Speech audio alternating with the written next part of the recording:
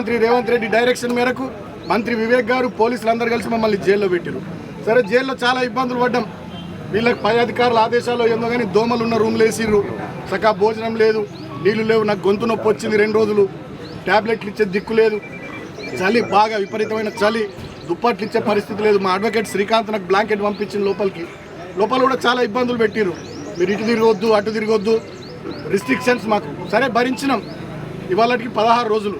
నేను ఇప్పుడు కోరుతా ఉన్న వివేక్ గారిని, ముఖ్యమంత్రి రేవంత్ గారిని, మీ కళ్ళు చల్లబడ్డాయా, మీ కక్ష తీరిందా, మీ కడుపు మంట చల్లారిందా? నన్ను జైల్లో పెట్టిరుగా 16 రోజులు. ఇంకా దుర్మార్గం ఏంటంటే నాకు మొన్ననే బెయిల్ రావాలి. మంచిర్యాల కోర్టు వచ్చింది, హైదరాబాద్ కోర్టు వచ్చింది, చెన్నూరు కోర్టులో నాకు బెయిల్ రావాలి. బలవంతంగా ప్రభుత్వ పెద్దలు ఒత్తిడి చేసి 5వ తేదీకి వాయిదా వేయించారు. కారణం ఏందో తెలుసా? నిన్న హోలీ, ఇవాళ నా చిన్న కొడుకు పుట్టినరోజు. ఈ 2 సందర్భాలలో నేను నా ఇంటికాడ నా కుటుంబ సభ్యులతో ఉండొద్దనే ఒక సాడిస్టిక్ ప్లెజర్, పైశాచిక ఆనందం కొద్దీ నిన్న ఇవాళ నన్ను జైల్లో ఉంచాలని చెప్పి 5వ తేదీకి వాయిదా వేయించారు. కానీ నేను మా అడ్వకేట్లకు సెల్యూట్ చేస్తూ ఉన్నా. మా కేసీఆర్ గారు ఎప్పటికప్పుడు మానిటర్ చేసి వారికి కూడా కృతజ్ఞతలు.